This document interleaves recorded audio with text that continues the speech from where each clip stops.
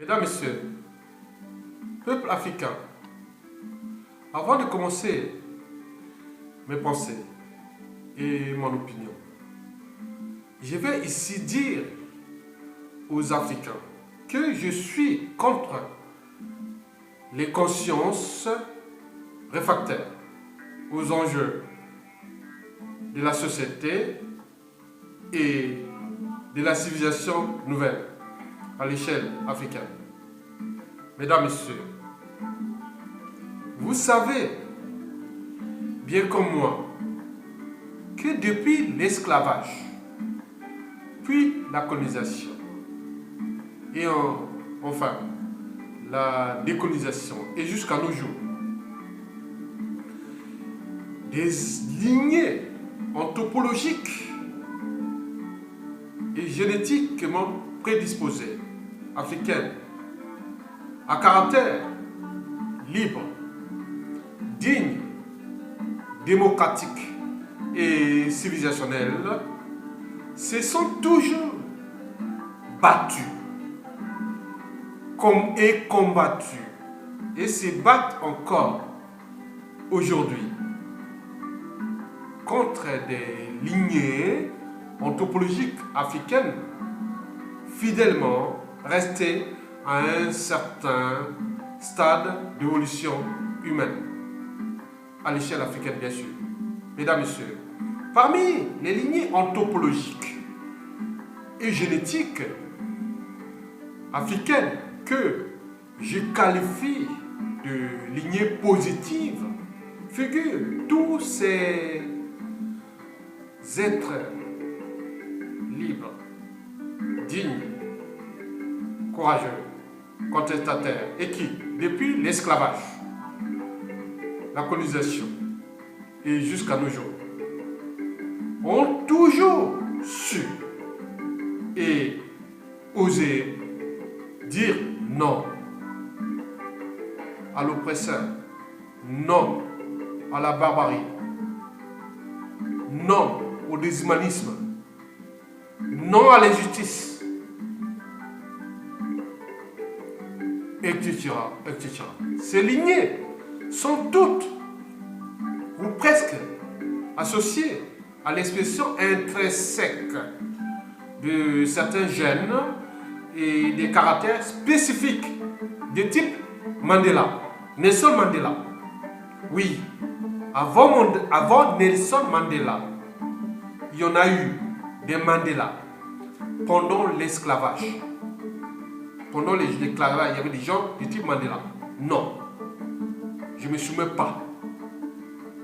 Je suis un homme digne, je suis courageux. Je suis un homme libre, je ne me laisserai pas. Tuez-moi, assassinez-moi, s'il n'y a pas de problème. Sous le joug de l'esclavage. Oui, il y en a eu pendant la colonisation africaine, européenne, à l'échelle africaine, qui a commencé après la conférence de Berlin, c'est-à-dire en 1885. Oui, aussi pendant l'apartheid, pendant tous ces périodes, il y a eu l'apartheid, en Afrique du Sud d'ailleurs.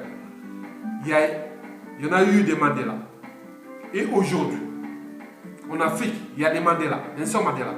Et il y en aura toujours à cette échelle-là. Et c'est comme ça, dans l'espace et le temps, tout au long des prochains millénaires. Mesdames, Messieurs,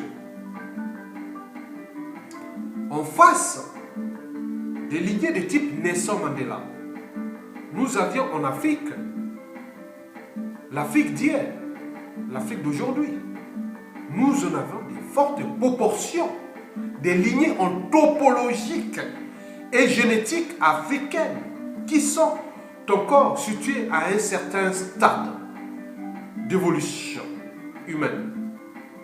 Je dirais au stade inférieur d'humanité, de la société et de l'esprit même de la civilisation. Ce stade d'évolution est d'abord situé aux frontières entre l'animalité et l'humanité. Et enfin, entre l'instinct animal sauvage et la conscience humaine. c'est-à-dire la conscience des hommes et des femmes, la conscience de l'humanité. Et nous en avons en fait deux. Il y a la conscience psychologique et la conscience morale. Est-ce que ces individus ont-ils franchi la barrière de la conscience psychologique, c'est-à-dire la barrière de la raison? C'est une évolution. Vous les voyez, ils sont individus noirs, blancs, belles femmes, beaux hommes, dictateurs ou politiciens, mais c'est l'expression des gènes. Nous avons 30 000 gènes qui gouvernent nos comportements. C'est un processus d'évolution. Comme on grandit, on est bébé, après on grandit jusqu'à vieillir. C'est comme ça. Le corps humain est comme ça, l'évolution est comme ça. C'est l'expression de ces gènes intrinsèques. Mesdames, Messieurs, nous avons deux consciences. Il y a la conscience morale et aussi la conscience psychologique. Parlons de la conscience psychologique. C'est la raison. Est-ce que eux, ces individus certains individus ont plus franchi la barrière de la raison que d'autres? C'est comme les cours en classe. Voilà, la vie c'est comme ça. Il y a des gens qui sont petits, il y a des gens d'autres sont grands, d'autres sont bêtes, d'autres sont intelligents. Voilà, donc c'est comme ça. Donc nous voulons mettre les gens, tout le monde dans un même paquet. C'est pas possible. Ils sont pas tous au même stade de la conscience psychologique, c'est-à-dire lié à la barrière de la raison, mais aussi morale, le bien ou le mal, la barrière du bien ou du mal. Bien sûr qu'elle est liée à des facteurs culturels, sociétaux, autres. Oui, mais attends, mais il y a d'autres, on leur donne tout un niveau d'éducation dans une culture augmentée. Mais quand ils repartent là-bas, ils reprennent les mêmes erreurs. Ils ont tous étudié ici en Occident. Les dignitaires des dictateurs africains, ils ont tous étudié ici dans la civilisation. D'autres sont nés ici. Quand ils repartent là-bas, ça recommence. Donc d'où l'enjeu des trucs plus profonds, c'est-à-dire au niveau de l'infiniment petit. L'ADN dans le son, la génétique. Mesdames, Messieurs, oui, depuis la décolonisation ou les pseudo-indépendances politiques de l'Afrique noire, elle est toujours, depuis ces temps-là, et jusqu'à nos jours, confisquée par, ou dirigée, puis dirigée, je dirais plus dirigée, par ses propres mauvais, ces dictateurs antisociaux et surtout criminogènes, en référence à un certain stade d'évolution humaine, c'est-à-dire le stade inférieur de l'humanité, le barbare, celui qui est contre les droits humains. L'instinct commande, ces gens à ce stade obéissent, loin d'être le modèle de l'humanité. Mesdames, Messieurs, ces lignées anthropologiques et génétiques sont à chaque fois en train de s'accaparer du destin commun, du bien commun, de la dignité, de la liberté, autre. Mesdames, Messieurs, oui, les bonnes lignées anthropologiques sont chaque jour confrontées à ces mauvais, à ces ivrognes, à ces névrosés, à ces complexés, à ces êtres stupides, bêtes, imbéciles, trop bêtes, imbéciles ou stupides pour être utiles à l'esprit même de la société, de l'humanité, de la dignité, de la liberté, à l'esprit même de l'alternance politique. Parce qu'un pays ou un État, il y a le bailleur, c'est le peuple, et le locataire qui ont de fait ou de droit, on lui laisse un petit temps. Vous avez quand même 10 ans, vous n'avez pas fait quelque chose de bon, vous avez 15 ans, allez aux autres de continuer, on va continuer à faire ça. Mais lui, non, c'est pas possible. Je suis là, j'ai mis mes ventouses, je vais rester là jusqu'à ma mort. Venez me trouver, venez me tuer, si vous voulez. Adam. Et si ce comportement est récurrent à une race, il faut savoir voir le profond de cette race au niveau de la génétique, l'expression de certains gènes et de certains caractères. Mesdames, Messieurs, oui, ces individus n'ont pas compris les enjeux de l'intérêt général. Et aussi les enjeux de l'histoire humaine, d'abord à l'échelle de leur pays. Et aussi la notion de respectabilité interraciale. Ils ne savent pas ça. Le blanc passe partout. Les blancs, les Européens passent partout au monde. Parce que c'est une histoire. C'est une réalité. Ils sont respectés. C'est pas la valeur d'une race ne se mesure pas à l'individu intelligent ou non. Mais au terme de collectivité, les blancs sont collectivement intelligents. On dit ceci, ils innovent, ils font. Les Asiatiques sont entrés dans la mêlée. Les Indiens d'ailleurs. Les Arabes, même s'ils contestent, ils sont encore là, ils étaient les premiers, maintenant aujourd'hui ils sont les derniers. Mais peut-être qu'ils vont se ressaisir. Mais les Noirs, toujours les derniers. Bien sûr qu'ils vont jouir ailleurs, être président des États-Unis ou ministre en Occident, en Europe, docteur, professeur ici, en Occident, en Europe. Mais attends, mais vous, pourquoi vous ne faites pas sur vous? C'est ça le paradoxe. Mesdames, messieurs, oui, je vais vous parler d'un cas très simple. Vous savez que sur différentes échelles anthropologiques, raciales, je vais parler du gène racial.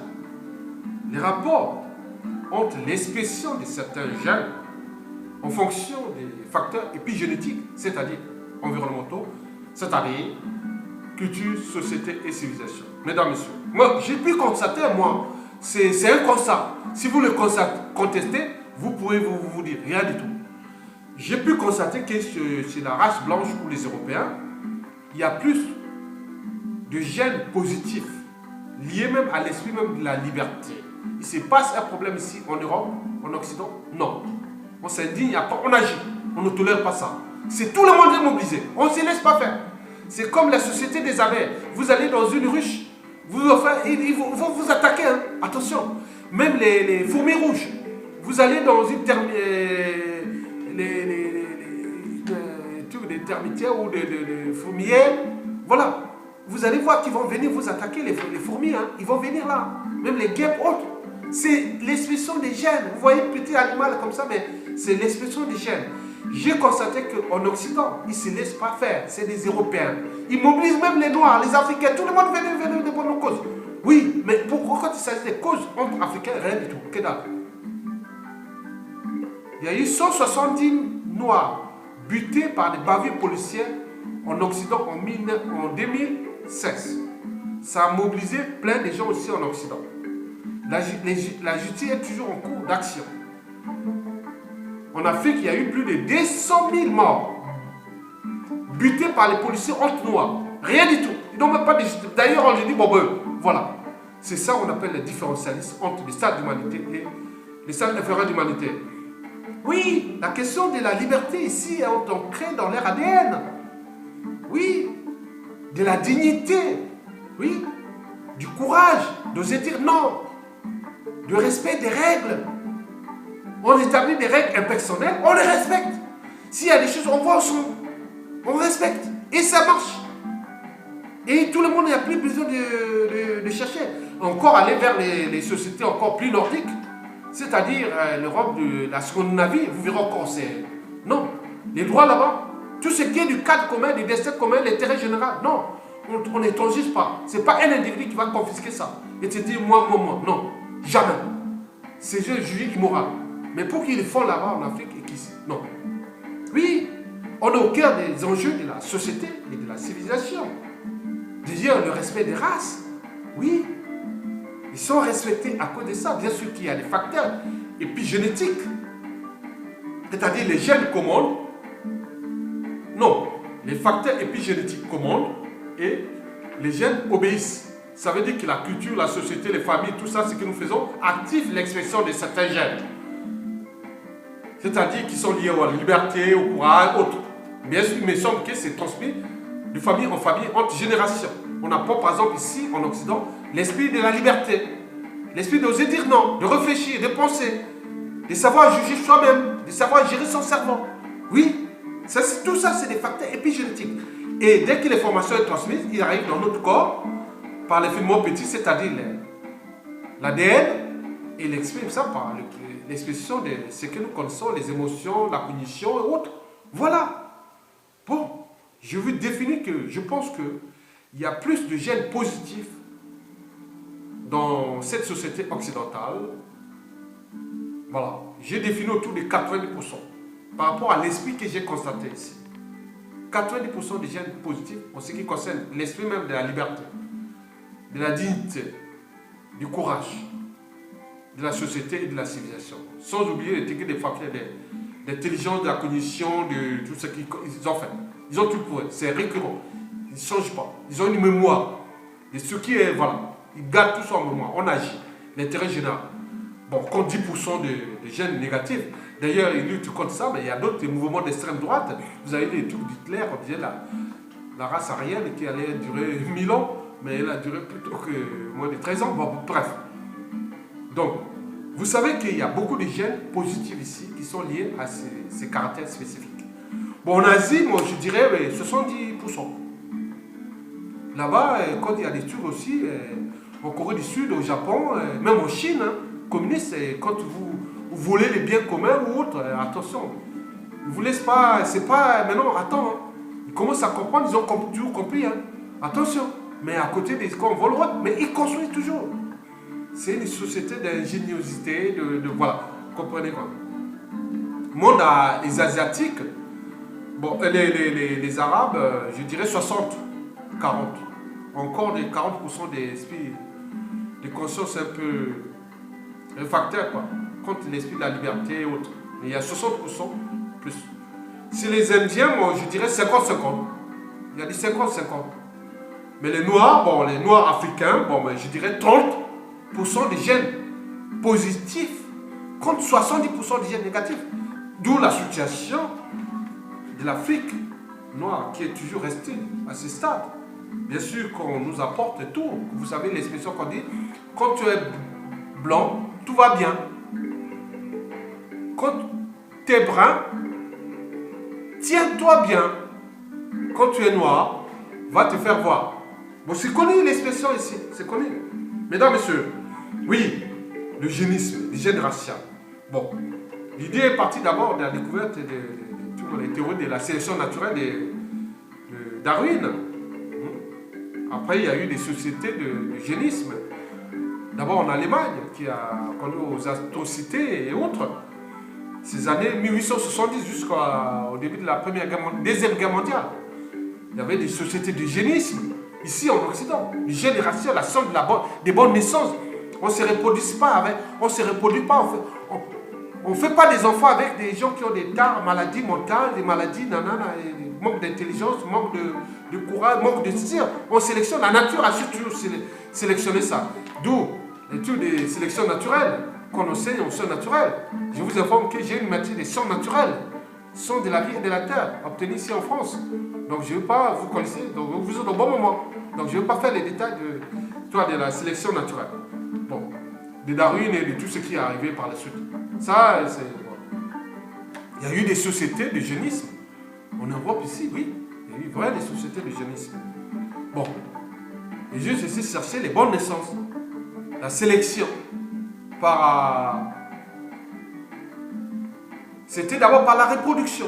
C'est-à-dire, on évite de se marier avec certaines familles autres parce qu'ils portent des tares, des maladies, des choses comme ça, des comportements, des mentalités, des habitudes, des comportements parfois, voilà, jugés qui ne sont pas ceux de la norme autorisée, ou même de la société, de la civilisation d'ailleurs, aujourd'hui. Mesdames, messieurs, oui, vous savez que l'histoire là, et après il y a eu les États-Unis, ils ont appliqué ça. Hein. Les gènes raciaux, c'était d'abord contre les Noirs.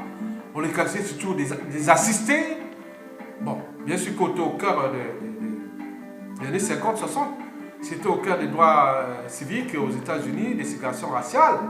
Bon, on a voulu, dis non, les Noirs sont toujours assistés quand il y a des centres sociaux ou autres. On voit toujours les Noirs. Ils ne sont pas capables, ils ne sont pas intelligents. Donc il faut éviter que, pour gérer les budgets autres des États, des localités, des locales ou des communes ou autres. Donc il faudra, ils viennent toucher les allocations. Ils ne sont pas capables. Bon, bien sûr que c'était dans un cadre racial. Est-ce que cela a changé? Est-ce que quand vous allez aux États-Unis, il y a moins de Noirs malgré tout ça et qui ne vont pas des allocations familiales ou autres? Même en Occident, ici en Europe, en France, est-ce que vous allez devant la caisse familiale d'assurance, la caisse d'allocation familiale, le matin, vous allez voir les mêmes visages. Bon, c'est ça qu'ils ont appliqué là-bas. Ils ont fait ce qu'on appelle la sélection par la sélection, le gène racial. Le gène racial consistait, en fait, à stériliser les femmes noires qui faisaient beaucoup plus d'enfants et qui allaient toucher des allocations familiales ou des aides sociales. Donc on essaie un peu de réduire le volume de ça. Au lieu qu'une femme soit là à se reproduire, on ne peut pas, bon, vous n'êtes pas marié, bon, mais comment ça veut dire que vous n'êtes pas marié, vous avez 4, 5, 6 enfants, 7 enfants, vous continuez à faire des enfants. Il y a un problème. Donc il faut les stériliser parce que ça devient un problème social aussi. Donc on ne va pas continuer à vous donner des aides sociales et des allocations sociales alors que vous êtes tenté de... Donc comme si les autres fournissent des fonds pour vous. C'est immoral quelque part, mais attends. Est-ce qu'on est obligé? Est-ce que vous êtes de l'obligation de mettre des enfants au monde? Est-ce que la race noire a été en danger à l'époque, là, quand on lui parlait? Voilà. Bon, là, c'est... Il a été aussi appliqué stérilisation. Bon, il y a eu un docteur H, je ne sais pas, Bambo ou autre, en Afrique du Sud, pendant l'apartheid, qui a voulu mettre ce programme-là aussi pour... C'était simplement pour l'extermination des Noirs, parce qu'il voulait mettre l'Afrique du Sud toute blanche, parce que les Noirs n'ont pas de capacités autres, ils disaient des trucs comme ça. Jusqu'aujourd'hui, les postes d'arrivisme et les postes hygiénisme continuent à dire que les Noirs n'est pas intelligents par rapport à la situation qui se passe en Afrique noire, avec des pays, des environnements, des écosystèmes aussi riches, comment ils peuvent se trouver toujours dans l'assistanat. Venez nous aider, venez nous défendre, venez nous... Voilà. Donc c'est toujours les... Bon, il y a eu aussi les cas de Falacha en Israël, quand on est venu les cas de Falacha, les Juifs noirs là, qui sont partis d'Israël, de l'Afrique de l'Est, à la fin des années 90, au milieu des années 90. Voilà. Après, on est venu les chercher, bon, pour les, je ne sais pas pour quelle raison, mais pour eux, bon, c'est des Juifs. Bon. Il me semble qu'il y a eu un processus de vaccination qui a conduit à réduire de 60 ou 80% la reproduction des femmes des Falachas qui se reproduisent. Il y a eu même un mouvement en 2013 en Israël qui a dit, bon, on est posé en cours. Tapez ça, la stérilisation des Falachas ou de tous ces mots-clés autour de là, vous allez trouver beaucoup plus d'explications avec même les molécules qui ont été utilisées pour réduire le volume de ces noirs qui commençaient à se reproduire comme des lapins. Voilà. Bon, on est au cœur des problématiques à notre échelle d'abord africaine.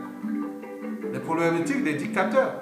Quand on parle du gène racial à l'échelle africaine. Et pourquoi faire? Il y a des problèmes de dictateurs qui sont là, toujours là. Nous avons subi l'esclavage, puis la colonisation et autres. Mais comment les individus? Est-ce que nous n'avons pas de mémoire? L'Afrique n'a pas de mémoire. Les Africains n'ont-ils pas de mémoire? Tout ce que vous avez subi, fait. Mais pourquoi vous êtes en train de répéter ça? De reproduire ça? Encore plus dur que ce que le colon ou d'autres sont venus nous faire. C'est plus qu'au-dessus. Donc, c'est qui? C'est toujours cette proportion de 70% de ces mauvais qui sont contre l'Afrique depuis l'indépendance jusqu'à nos jours. C'est ces lignées qui sont au pouvoir aujourd'hui. C'est les lignées mauvaises. Donc, c'est la loi du nombre. Quand on va chercher une population sur deux, on va trouver tous ces lignées. Ces indicateurs, c'est toujours ces lignées génétiques, ces mauvais gènes qui ont, depuis l'esclavage, depuis l'Afrique, qui ont empêché l'évolution de l'Afrique. Ils sont là. C'est eux, c'est-à-dire les dictateurs en Afrique, ça veut dire les mauvais gènes qui représentent que 10% de l'Europe en Occident. Mais là-bas, c'est 70%. Mesdames et messieurs, bon, il y a bien sûr les questions des droits humains. Voilà, ils sont bafoués, ils sont là, voilà, il faut chercher les autres pour qu'on vienne nous protéger. Non, ils tuent là-bas, ils massacrent, ils torturent, ils font. C'est le stade du déshumanisme total. Et d'ailleurs, c'est que ces enfants, les officiers militaires, autres, tous ces politiciens qui font, donc beaucoup n'ont même pas connu l'esclavage ou la colonisation ou autre. Mais ils continuent, si c'est naturel dans leur lignée génétique. Mais d'autres qui sont dans des lignées positives, ils trouvent ça quelle horreur. Oui, le problème des droits humains, la condition humaine, du respect des règles établies, tout ça ils n'ont pas, ces lignées-là, ils sont au pouvoir. Oui, bien sûr, au cœur de l'enjeu, la question de la respectabilité interraciale. Oui, mais que faire? Bon, il y a des solutions. Mais bien sûr que vous allez en Inde, les Noirs, s'ils n'ont pas le pouvoir, vous êtes comme un chancre. Hein. Les Noirs, comme voilà, c'est sous-humain. On ne nous respecte pas partout. Ceux qui ont le pouvoir, ils peuvent aller faire compétition physique. Voilà, mais c'est l'argent, c'est pas grand-chose. Au terme des rapports interraciaux, aujourd'hui, au XXIe siècle, la race qui n'est pas respectée au monde, à titre collectif, c'est la race noire. Alors que nous avons tout dans ce continent noir. Maintenant, il y a un problème. Oui, la question du gène racial à l'échelle africaine. Comment et pourquoi faire et comment faire? Bon, moi je pense que l'enjeu, c'est d'abord les questions des droits humains. Puis, les droits fondamentaux, les libertés fondamentales, la condition humaine. Et aussi la respectabilité interraciale. Il me semble que c'est dans les contrées, ou des continents, ou des peuples, où les enjeux précités sont respectés, ou plus ou moins respectés, majoritairement, c'est là ces sociétés avancées. Donc, nous sommes en face d'une grande proportion, d'une certaine évolution anthropologique d'un certain stade, où il y a des majorités des gens qui gouvernent l'Afrique aujourd'hui sont tous des lignées, hein, des lignées génétiques, ils sont tous là. Bon, comment faire dans ces cas? Moi, je pense qu'à chaque fin d'une dictature en Afrique, à titre local ou de pays ou à titre national, je pense que la première des choses, il faudrait chercher à légiférer par la loi, en regardant les états civils, que ceux qui font partie des lignées, c'est-à-dire des gens qui ont des noms appartenant au pouvoir ou au clan qui était au pouvoir en place, il faudrait les mettre dans les solutions qui ne puissent plus avoir des postes de responsabilité. Et les conduire selon les processus d'éducation sur certains métiers ou certaines... Voilà. Donc, c'est des choses que je ne veux pas lui dire, sinon ça va arrêter la sensibilité. On peut les conduire, on peut, avec intelligence et méthode, du point de vue légal, faire une sélection, une gêne raciale à ce niveau-là, en tenant compte des lois spécifiques par rapport à gens sur malin. On peut faire. Bon. Deuxièmement, on peut aussi faire du point de vue médical. On a l'historique. Aux États-Unis, sur les Noirs, Israël et d'autres. L'Allemagne, voilà. Donc on peut mettre un procédure, par exemple, une tribu, où les gens ont massacré des populations, les pouvoirs étaient en place. Toutes ces tribus, on peut faire des campagnes de vaccination, par exemple. Avec des molécules spécifiques et stérilisées. À chaque fois, les services secrets vont travailler, les services de renseignement national vont travailler pour trouver tel appartient à telle tribu, on va faire des sélections comme ça. Des choses, on peut travailler ça. C'est des positions, on peut mettre ça. C'est simple que ça. On peut faire ça. Bon. Bon, après, il faut mettre les pleins pouvoirs à ces lignées génétiques qui sont positifs. Vous savez que depuis tout en Cameroun jusqu'à nos jours, tout ce qui est, même bien avant, Homo sapiens, quand les gens ont eu les premières migrations de l'Afrique vers l'Europe, ailleurs là, c'est tous les gènes positifs. Donc tous les immigrés qui vont dans les océans, qui veulent, il y a des gens qui, voilà. Moi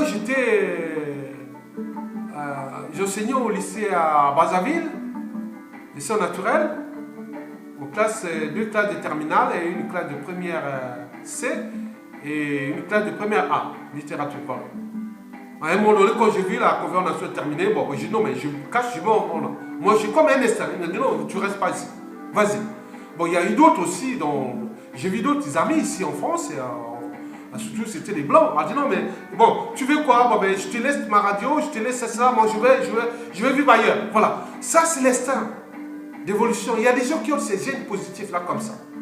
Donc, tous ceux qui viennent ici, en immigration, qui vont à la nage, autres, c'est des gènes positifs. Les gens qui ne tolèrent pas certaines choses insupportables. Ils mettent bien sûr, d'autres gènes restent là-bas pour lutter, mais d'autres aussi viennent ici pour exprimer cet état d'esprit de l'humanité. Et il faut trouver une symbiose, une synergie de ces gènes positifs. Ces gènes et ces anthropologies positives,